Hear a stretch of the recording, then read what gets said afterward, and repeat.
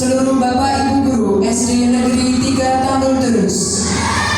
Pertama-tama marilah kita panjatkan rasa syukur kehadirat Allah Subhanahu wa taala karena dengan limpahan rahmat, taufik, hidayah serta inayahnya pada pagi hari ini 24 Oktober 2023 kita dapat dipertemukan dalam rangka diseminasi budaya positif CGP Angkatan 9 yang akan dibawakan oleh Ibu Ayu Puspitasari SPD. Kedua kalinya sholawat serta salam semoga tetap terlimpahkan kepada junjungan kita Nabi Agung Muhammad Rasulullah SAW yang kita nanti-nantikan syafaatnya di yaumul qiyamah, amin ya rabbal alamin. Bapak Ibu yang kami hormati, serangkaian acara yang akan dilaksanakan pada pagi hari ini dimulai pembukaan, kemudian presentasi yang akan dibawakan oleh Ibu Ayu Puspitasari, tanya jawab, refleksi dan penutup. Untuk mengawali kegiatan pagi hari ini, marilah kita buka dengan bacaan Ummul Kitab. Lillahi ta'ala wa bismillahir Rasulillah Muhammadul Fatihah.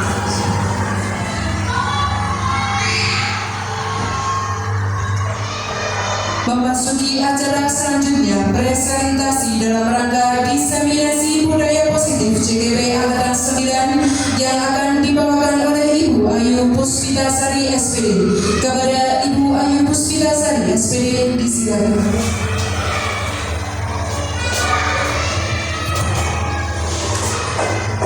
Terima kasih, kami ucapkan selamat pagi. Assalamualaikum warahmatullahi wabarakatuh. Ya, kami ucapkan terima kasih kepada Bapak Ibu Guru semua dari SD Negeri 3 Tambul Terus yang sudah meluangkan waktunya untuk bersama-sama kita berkolaborasi dalam diseminasi budaya positif. Bapak Ibu, hari ini masih semangat? Semangat, baik. Bapak Ibu, di sini saya dari CGP Angkatan 9 ingin mengajak Bapak Ibu, kita bukan istilahnya siapa yang bisa, siapa yang pandai, tapi di sini kita berkolaborasi bersama-sama belajar mewujudkan visi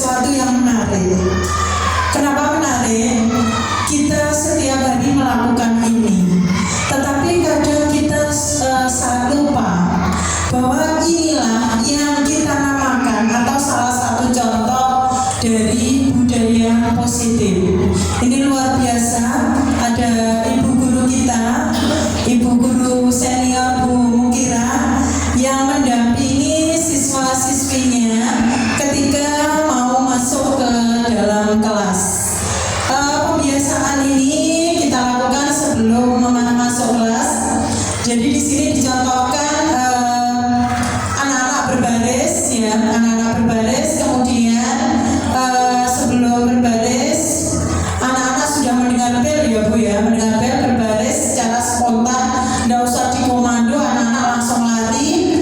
Kemudian sebelum masuk kelas itu anak-anak biasanya berjabat tangan. Nah, beberapa hal yang menarik terkait dengan budaya positif ini, saya melihat ini salah satu contoh saja. Saya melihat di beberapa kelas itu memiliki keunikan masing-masing. Jadi seperti kelas 1, saya melihat karena tipe atau tipikal anaknya, ya, yang masih, kalau kelas 1 masih kecil-kecil, kadang-kadang sebelum masuk kelas ada yang bernyanyi dulu. Kemudian di kelas 2 ini saya juga mengamati sesuatu yang menarik. Sebelum masuk kelas tidak hanya berbaris, tetapi Bu Tumini selaku guru dari kelas 2 itu memberikan soal atau pertanyaan. Anak-anak siapa yang bisa menjawab soal itu nanti masuk kelas terlebih dahulu. Itu contoh. Kemudian di kelas 3 seperti ini. Kemudian kelas 4 saya lihat sebelum masuk kelas itu memiliki budaya positif aksi pungut sampah. Jadi sampah yang ada di depan kelas itu sudah dipunguti dengan harapan mereka masuk kelas itu dengan keadaan depan kelasnya sudah rapi dan bersih. Kelas 5 juga seperti itu. Ya, ada Bu Lina di kelas 5 itu dengan budaya positifnya anak-anak berbaris juga. Kemudian saya sendiri di kelas 6 itu biasanya saya memastikan sebelum masuk kelas mereka biasanya di depan kelas. Kemudian saya memastikan bahwa ruang kelasnya memang sudah layak huni dan sudah siap untuk dipakai pembelajaran. Karena dari ruang kelas yang nyaman itu nanti pembelajaran akan lebih maksimal dilaksanakan. Nah, ini contohnya. Kemudian apa itu budaya positif? Budaya positif merupakan perwujudan dari nilai-nilai atau keyakinan universal yang diterapkan di sekolah. Jadi budaya positif itu lahirnya dari suatu keyakinan universal bahwa ada budaya atau nilai positif dari pelaksanaan kebiasaan-kebiasaan itu. Mungkin dari Bu Guru PAI atau agama menerapkan budaya positif bahwa setiap istirahat anak-anak melaksanakan sholat duha.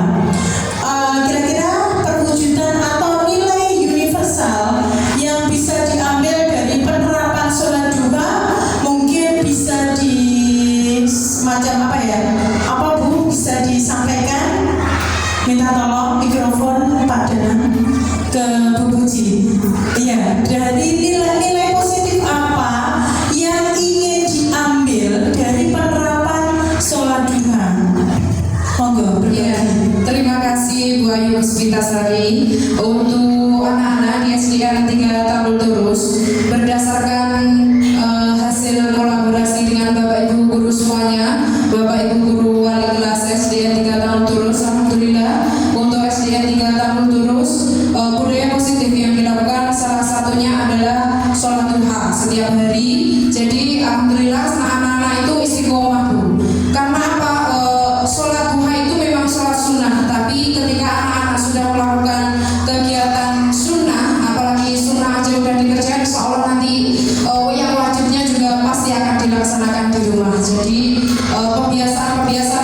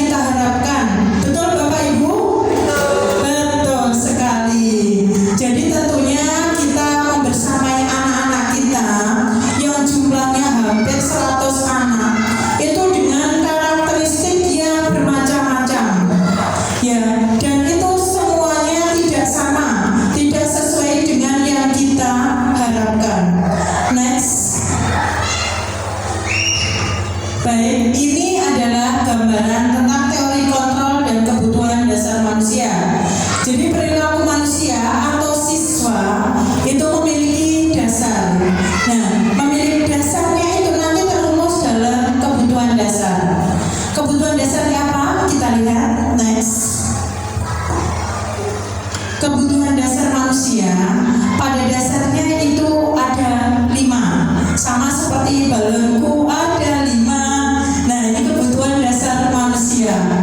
Kebutuhan dasar manusia yang pertama yaitu kebutuhan bertahan hidup.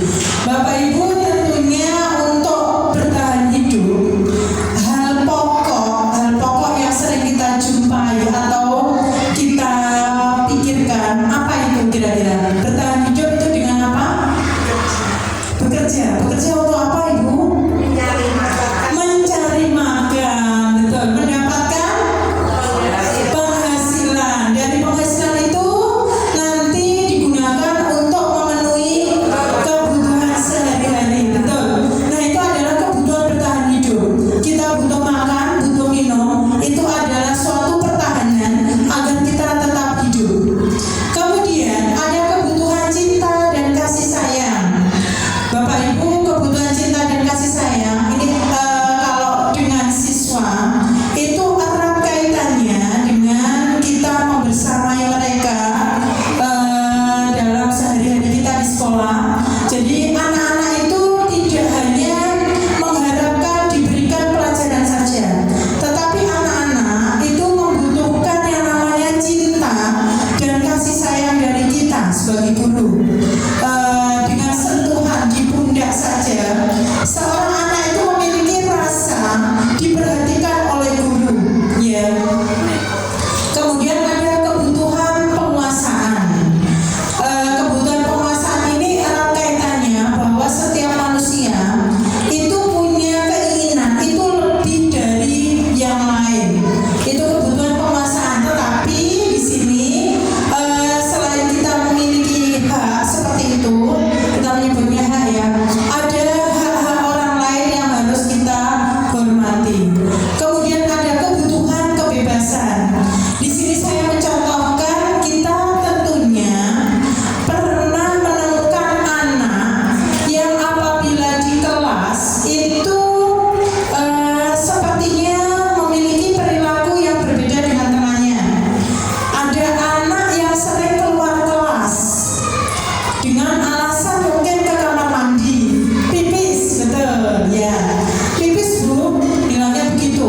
Itu nanti kalau diulangi sampai berkali-kali, bahkan murid saya ada yang sampai 5 kali, Bu Lina, 5 kali ke kamar mandi. Saya penasaran, anak ini kenapa ya? Ternyata saya ikuti sampai ke kamar mandi. Mohon maaf, saya tidak punya tujuan apa-apa, hanya ingin tahu apakah 5 kali ke kamar mandi itu punya maksud dan tujuan.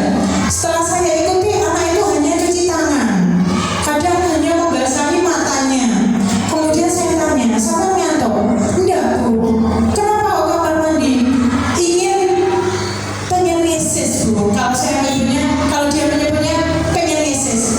Oh, ternyata mungkin kalau saya telusuri dari perilakunya, dia adalah tipe anak yang dengan gaya belajar yang tidak bisa melulu atau tidak bisa hanya diam di dalam kelas. Dia butuh yang namanya kebebasan. Tetapi mungkin kebebasan yang dia inginkan itu kadang tidak kurang kita pahami. Jadi beberapa anak memang punya tipikal belajar seperti itu. Kemudian kebutuhan akan kesenangan. Kesenangan itu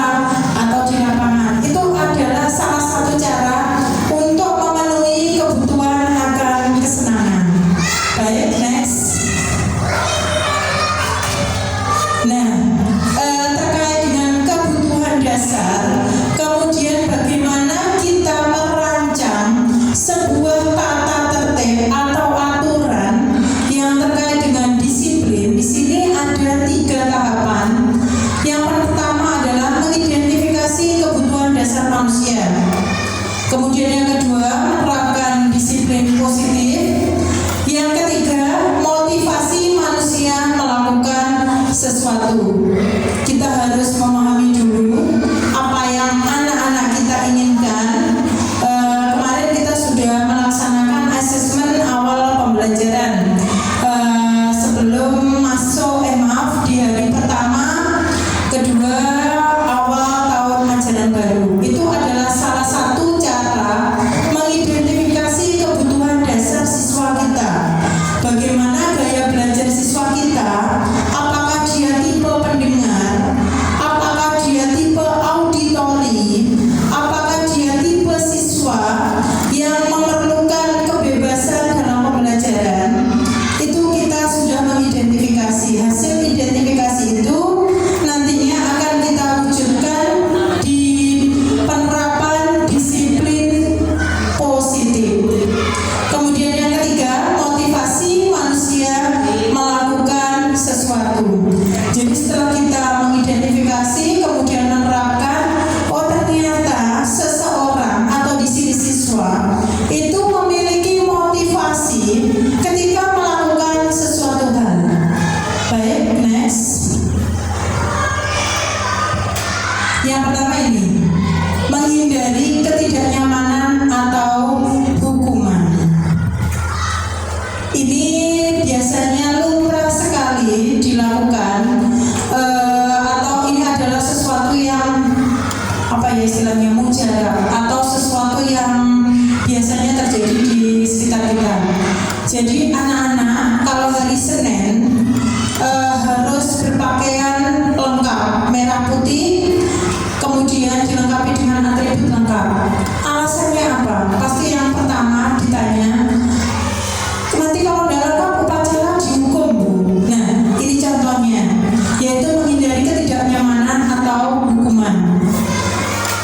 Ini sudah seringkali kita temui. Kemudian yang kedua, mendapatkan imbalan atau penghargaan. Motivasi manusia melakukan sesuatu, mendapatkan imbalan atau penghargaan.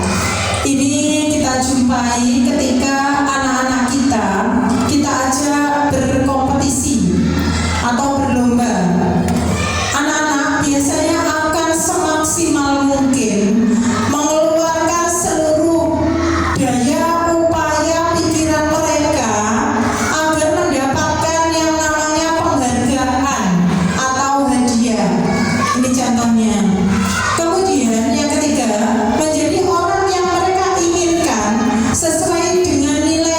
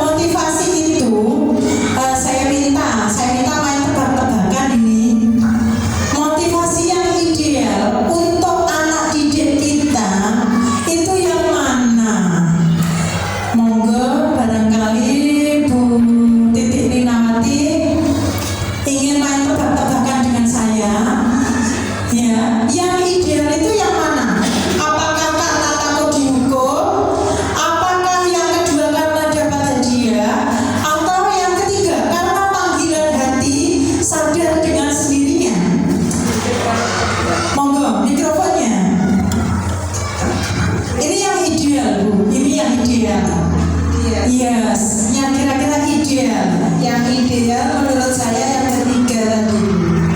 Tadi apa? Motivasi menjadi orang yang mereka inginkan sesuai dengan nilai yang diyakini. Menurut Bu Lina, motivasi yang ketiga. Beri tepuk tangan. Kita lihat jawabannya. Next, Pak. Next. Iya, betul. Iya, motivasi menjadi yang mereka inginkan dengan nilai yang diyakini. Betul sekali, terima kasih. Ya, itulah harapan kita ke anak didik kita. Jadi kita mendidik mereka atas dasar motivasi tadi yang diharapkan yang terakhir. Jadi anak-anak melakukan sesuatu itu bukan karena imbalan, bukan karena penghargaan, bukan karena takut dihukum, tetapi mereka sadar bahwa yang mereka lakukan itu memang sesuai dengan yang mereka yakini dan itu memang perwujudan dari budaya positif. Saya mencontohkan di sekolah kita itu adalah piket kamar mandi.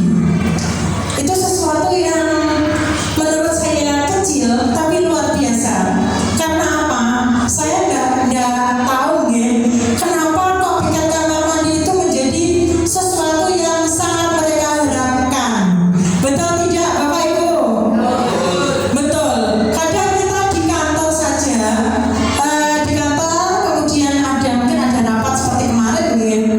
Tanpa diminta, mereka datang ke kantor, Bu, piket kamar mandi. Aneh Bapak Ibu. Tapi itulah mungkin yang sudah menjadi sesuatu yang mereka itu sadar motivasinya karena memang mereka itu paham bahwa hal ini loh yang ada panggilan dalam diri mereka itu dengan harapan nanti kalau kamar mandinya bersih, mereka yang menggunakan pun juga nyaman. Luar biasa. Itu kecil tapi berdampak besar. Tepuk tangan. Oke, kemudian next, keyakinan kelas. Ini yang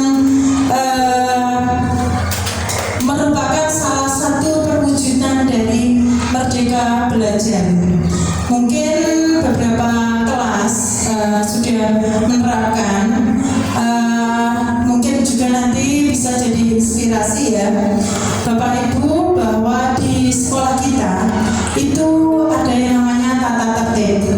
Tata tertib sudah kita sosialisasikan, terbukti bahwa di dalam kelas, di semua kelas kita itu sudah tertempel tata tertib, termasuk di kantor, kemudian di depan sekolah itu juga sudah disosialisasikan.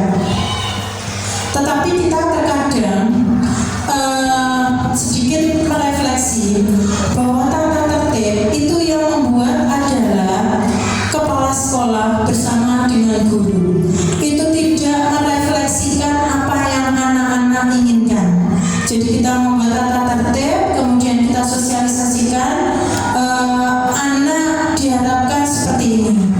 Ada satu terobosan atau suatu hal yang baru dalam kurikulum Merdeka sesuai dengan judulnya Merdeka.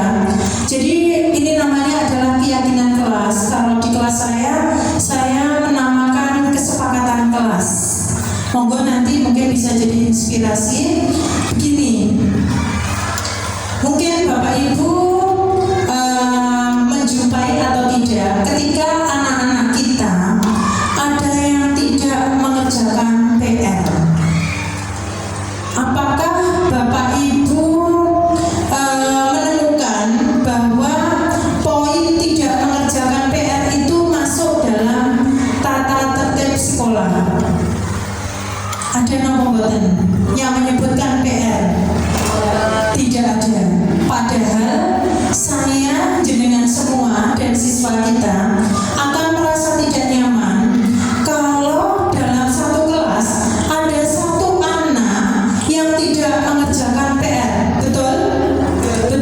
pasti menghambat yang lain. Misalnya dari 15 anak ada satu anak yang tidak mengerjakan PR, tentunya kita akan kecewa. Harusnya hari ini kita bahas bersama, kita evaluasi bersama, tetapi ada satu anak yang tidak mengerjakan PR. Nah, ketika kita menegur anak-anak kita punya dasar. Ada tata tertib, tetapi tidak ada tata tertib yang menyebutkan PR.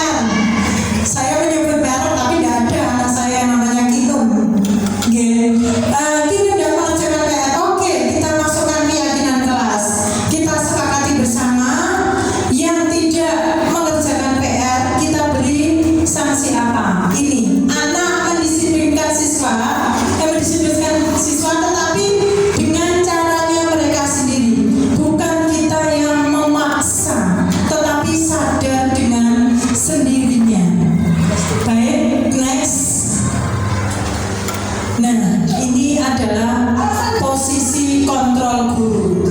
Ketika keyakinan kelas sudah dibuat, kita ke posisi kontrol guru. Ada penghukum, pembuat merasa bersalah, ada teman, ada pemantau, kemudian ada manajer. Kenapa saya harus pilih nama Mas? Baik, next. Kenapa? Ini videonya. Berani-beraninya jawab. Sudah terlambat, masih berani. Ini tipe penghukum. Sekarang, keliling lapangan basket 5 kali sekalian. Biar kapok. Cepat. Ini gurunya menghadapi siswa yang terlambat. Posisi mendukung biasanya berbicara dengan nada tinggi, menghadir, menunjuk-nunjuk, menyakiti, dan menyindir. Hukuman bisa berupa fisik maupun psikis. Ibu dan bapak guru hebat. Dampak yang terjadi pada murid ketika guru berada pada posisi pendukung adalah murid cenderung akan memberontak, bahkan menyimpan dendam. Kemudian yang next ini adalah posisi pembuat merasa bersalah.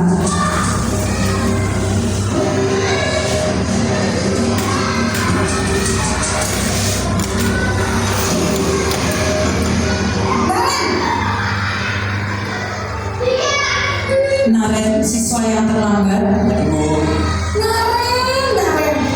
Kamu kenapa terlambat lagi, nak? Ya Tuhan, Naren. Kamu senang ya bikin ibu susah ya? Kalau kamu terlambat lagi, nanti ibu yang ditegur bapak kepala sekolah, nak. Disangka ibu tidak bisa membina kamu. Duh, gimana ini? Ini gurunya bingung. maaf Bu. Duh, Gusti Naren. Kamu suka ya kalau ibu ditegur bapak kepala sekolah? Terus, sekarang ibu harus tulis apa yang di buku absen? Ini kamu sudah sering terlambat loh. Ibu harus apa coba? Maaf Bu, maaf sekali.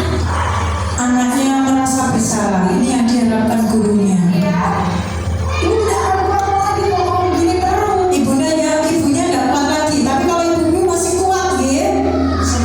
Semangat. Maaf ya Bu, maaf sekali. Posisi pembuat merasa bersalah berbicara dengan nada Ada sisi positif dan negatifnya. yang akan membuat murid merasa menjadi orang yang gagal, memandang dirinya sendiri, merasa tidak berharga, dan tidak sanggup membahagiakan orang lain. Ketika guru mengambil posisi pembuat rasa bersalah, murid akan menganggap dirinya yang bersalah dan ia akan menyimpan emosi negatif tersebut di dalam dirinya. Anak angka minder. Ini posisi teman.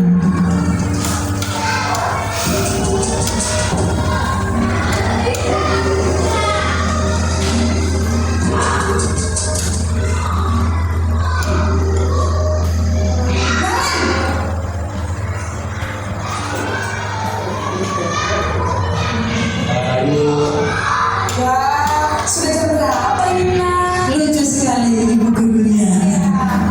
iya Bu, habis. Seperti saya. Saya Bu, Kamu malah menyalahkan ibu kamu. Kamu bukan yang larinya paling kencang. Kok terlambat sih? iya Bu, saya memang malah bangun tadi. Ini murid saya kemarin ibu yang upacara terlambat. Ya Bu, Ya sudah sana lagi, lain kali larinya lebih kencang lagi ya. Biar gak terlambat lagi. Bikin seret ibu demi ibu. Bisa kan? bisa Bu. Ya sudah saya masuk kelas. Ibu beresin urusan absen kamu. Kamu ini ada saja. Dalam posisi teman, guru berbicara dengan nada suara akrab, cenderung bersinar gurau untuk menjaga suasana tetap santai. Murid akan merasa senang, aman, dan akrab dengan guru. Identitas yang tercipta adalah identitas sukses atau berhasil. Namun, perlu diingat, karena ini masih golongan F, Dampaknya ada. ada faktor ketergantungan dan murid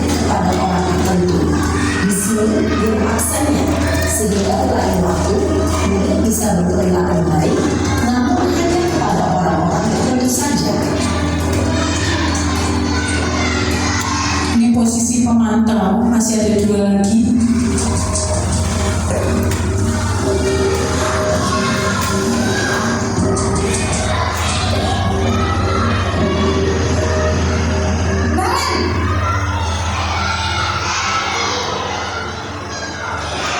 Selamat pagi, Bu.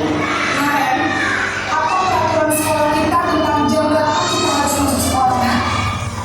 Kita harus di sekolah jam 7, Bu. Iya betul, sekarang sudah jam 7.20. Kalian sudah tahu konsekuensinya jika terlambat hari? Paham, Bu.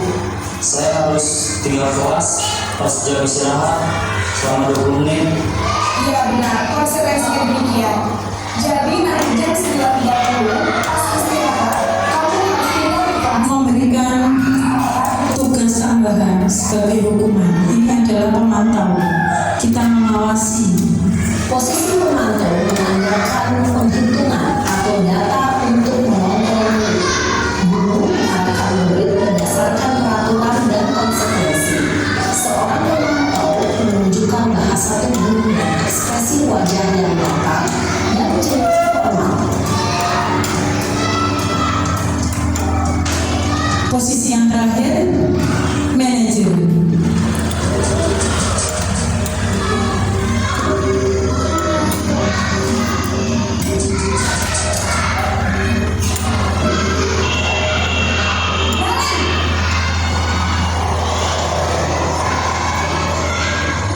Iya betul, guru dan siswanya tetap, tetapi dengan 5 cara yang berbeda. Saya terlambat. Ya, sekolah masuknya jam 7, sekarang sudah jam 7.20. Jadi sekarang bagaimana ini, Karen? Maaf, Bu. Saya lupa setel alarm saya semalam. Baiklah, menurut kamu, keyakinan sekolah yang mana yang perlu kamu tingkatkan? Menghargai diri sendiri dan orang lain mungkin, ya, Bu. Setuju.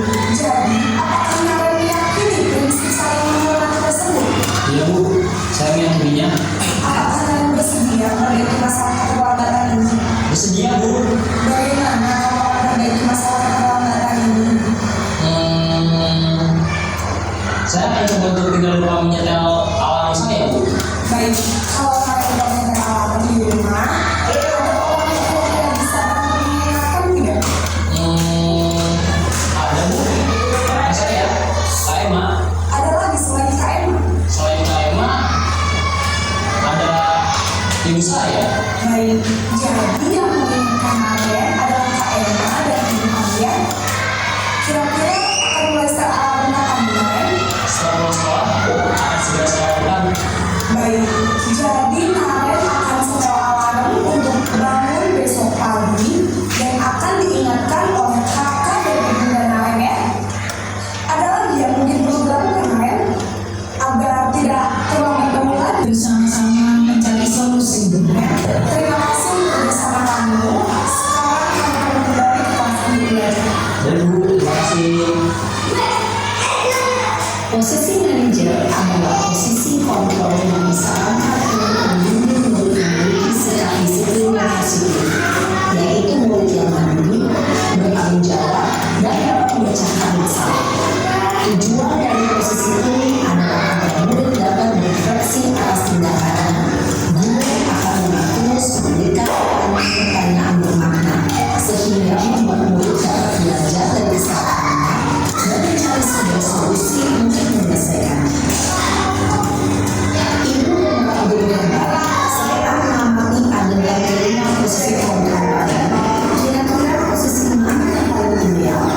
Posisi mana yang dapat menunjang motivasi intensif? Baik, kita rumuskan bersama. Posisi yang paling ideal adalah next Pak. Ya, tadi sedikit bocor. Tetapi bocornya itu kira-kira nanti kita rumuskan bersama. Manakah posisi yang ideal, Bapak Ibu? Mungkin bisa berbagi pengalaman. Posisi yang ideal yang seharusnya kita terapkan tadi dimulai dari kebutuhan dasar manusia, kemudian motivasi melakukan sesuatu. Nah sekarang posisi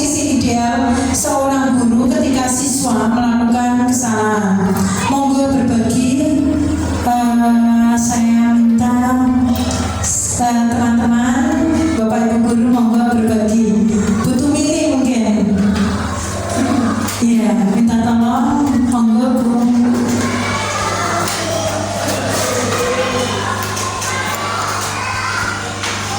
Ya, Bu ini akan berbagi kira-kira posisi ideal mana yang kira-kira pas untuk seorang guru dalam mengontrol siswanya.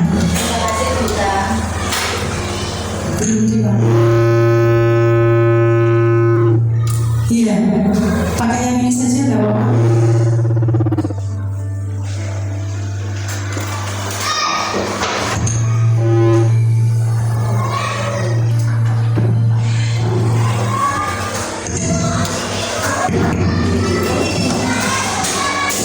Tes.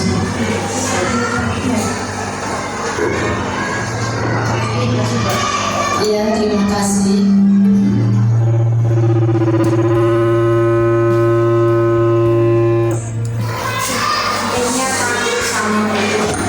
Oh iya, mikrofonnya saya yang mendekat Bu.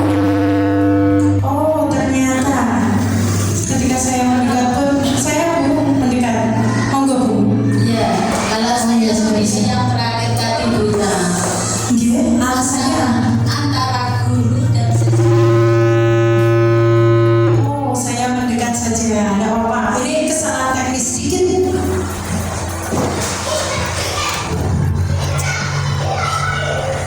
Antara siswa dan gurunya mempunyai kesepakatan sendiri-sendiri. Jadi siswanya itu kan ingin memasang alarm supaya tidak bangun kesiangan lagi. Nah akhirnya gurunya juga begitu, memberi masukan supaya siapa yang di rumah itu ada disuruh membangunkan. Maksud saya itu disuruh membantu ya, mengingatkan itu tadi kakaknya sama ibunya tadi ya. Mungkin dari saya. Ya, terima kasih. Sebuah jawaban yang luar biasa, betul sekali. Ya, next Pak, kita apresiasi jawaban dari Bu Tumini, betul sekali. Tepuk tangan. Ya, yang ideal adalah guru sebagai manajer. Jadi dengan posisi guru sebagai manajer, kita sama-sama saling berkolaborasi tidak hanya dengan Bapak Ibu guru ya, tetapi dengan siswa pun kita bisa. Kita menindak siswa kita yang melanggar aturan itu dengan kesepakatan, dengan posisi kita sebagai seorang manajer, betul sekali. Kemudian next, langkah penyelesaian masalah. Tadi kita sudah mengidentifikasi masalah, kemudian kebutuhan dasar dan motivasi-motivasinya. Sekarang bagaimana langkah kita menyelesaikan masalah itu didasarkan atas next. Nah, ini yang namanya segitiga restitusi.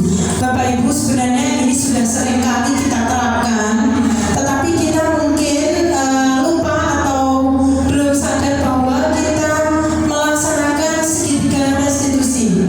Langkah yang pertama yaitu menstabilkan identitas, kemudian memvalidasi tindakan yang salah, kemudian menanyakan keyakinan. Coba next, mungkin bisa digeser Pak untuk videonya dari awal. Ya, digeser dari nol. Oh, next saja Pak, di next saja. Next terus. Kemudian next. Ya.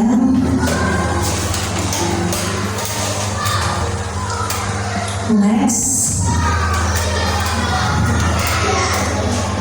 Next, ya. Ini video singkat yang saya buat bersama siswa-siswa saya. Ini sedikit merefleksi apa yang sudah saya terapkan, sudah sesuai atau belum.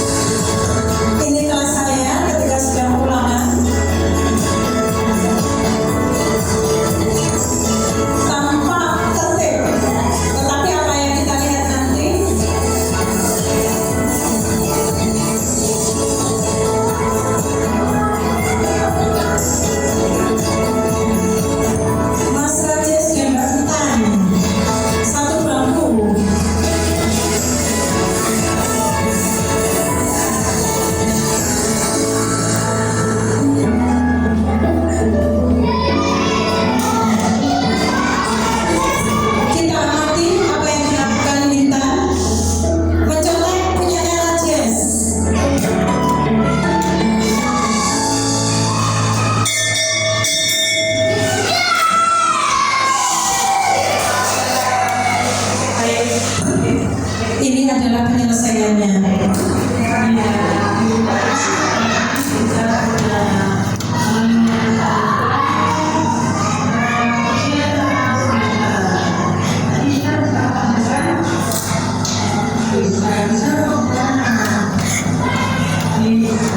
Saya memberikan sedikit restitusi ke Intan.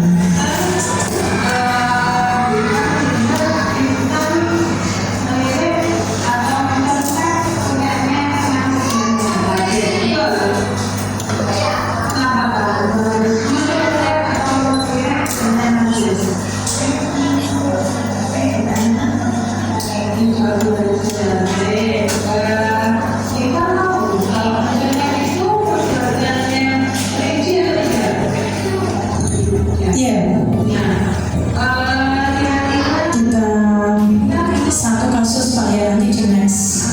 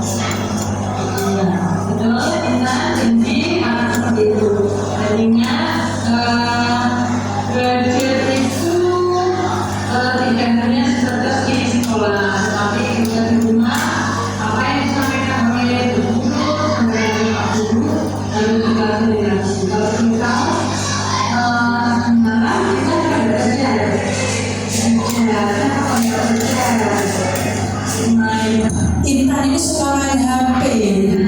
Jadi ketika saya mengamati memang sering mencontek Rajes. Mereka bersahabat. Ya.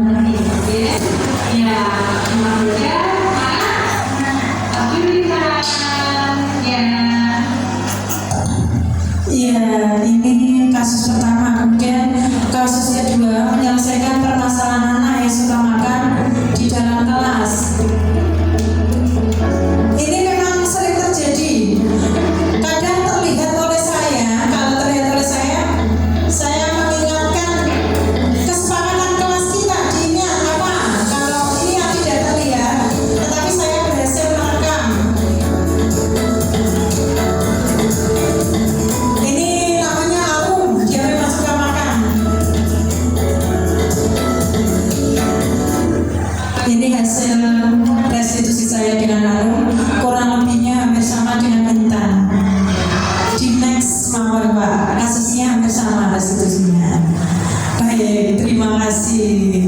Itu adalah sedikit kolaborasi saya dengan siswa yang mungkin kita juga akan berkolaborasi sama menciptakan pembelajaran yang berpihak pada peserta didik, menciptakan suasana pembelajaran yang menyenangkan, kemudian kreatif, inovatif, dan tentu saja anak-anak kita merasa aman, nyaman, dan tenang di sekolah karena kita sudah menerapkan prinsip-prinsip pembelajaran yang berpihak pada siswa.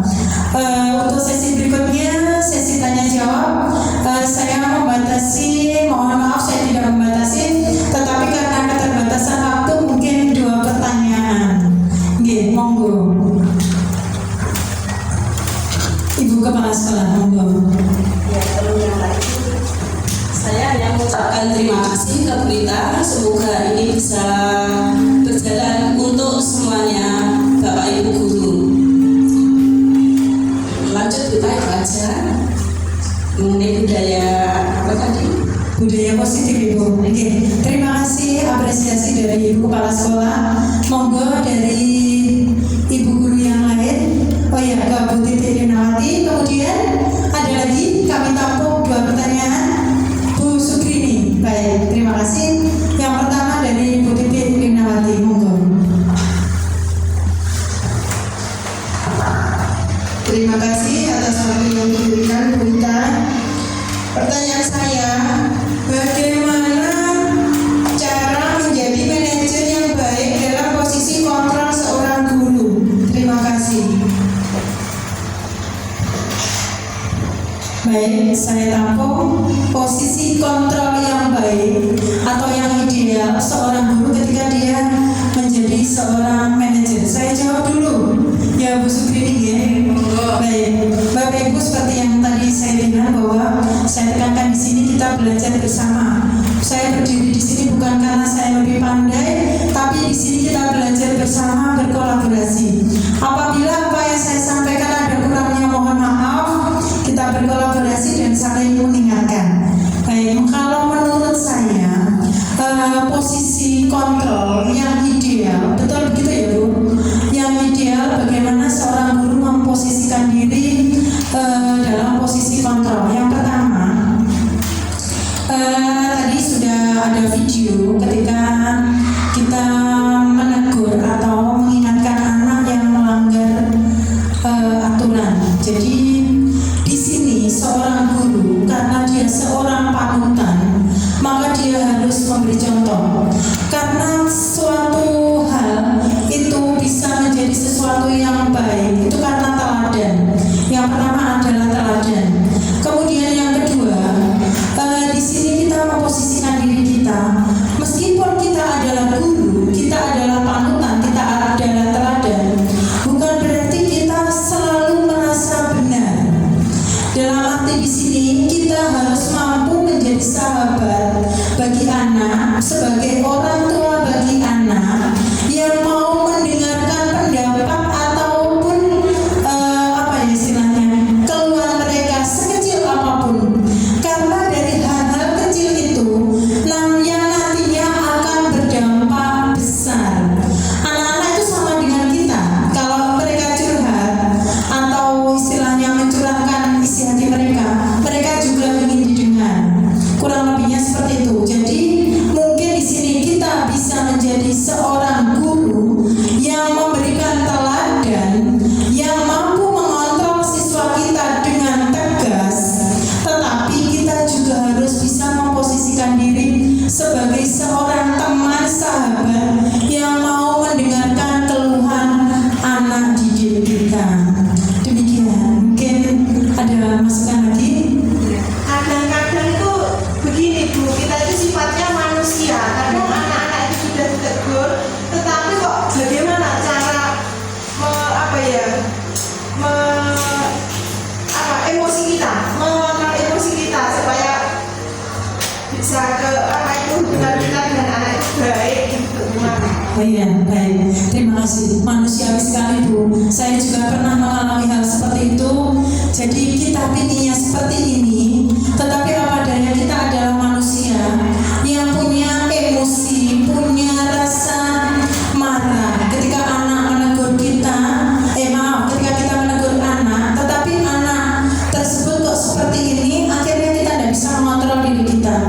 Baik, mungkin semacam refleksi.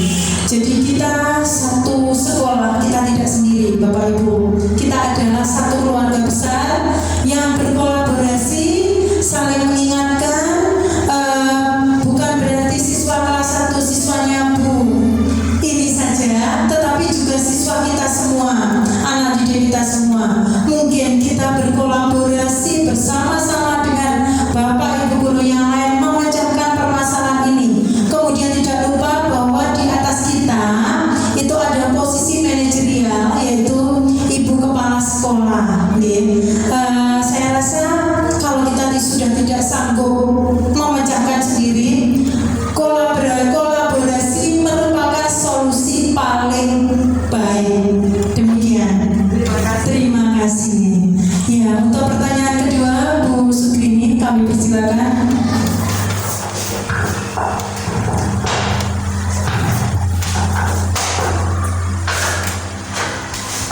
Terima kasih atas waktunya. Pertanyaan saya, mengapa segitiga restitusi merupakan solusi terbaik dalam menyelesaikan permasalahan yang dialami oleh siswa? Terima kasih.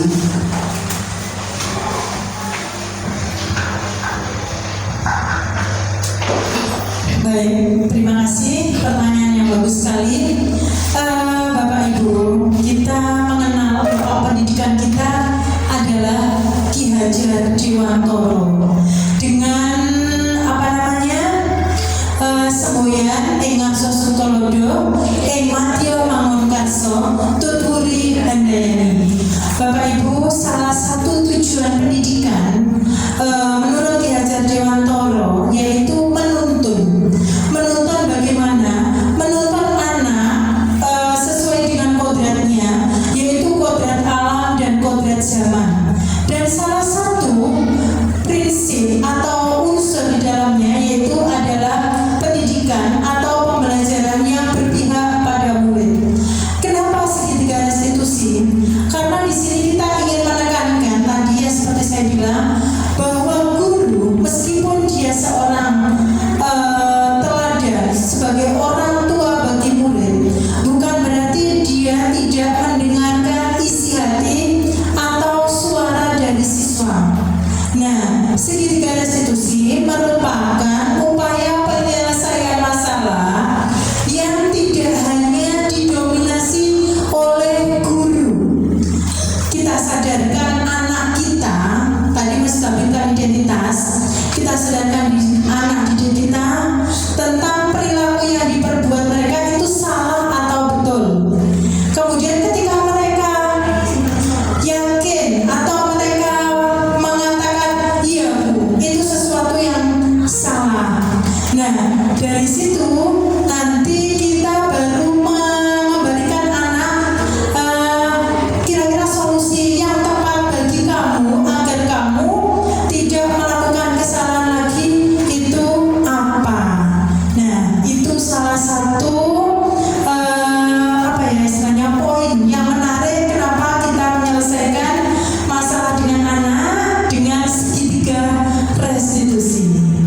Baik, mohon maaf karena keterbatasan waktu. Dua pertanyaan telah selesai merefleksikan apa yang sudah kita lakukan hari ini. Satu kata kunci bahwa siapapun kita, guru adalah teladan untuk anak didik kita, dan kita seorang guru tidak mampu untuk berdiri sendiri tanpa berkolaborasi. Baik, terima kasih atas waktu yang diberikan hari ini. Waktu dan tepat, monggo untuk penutup kepada Bu Puji Utami.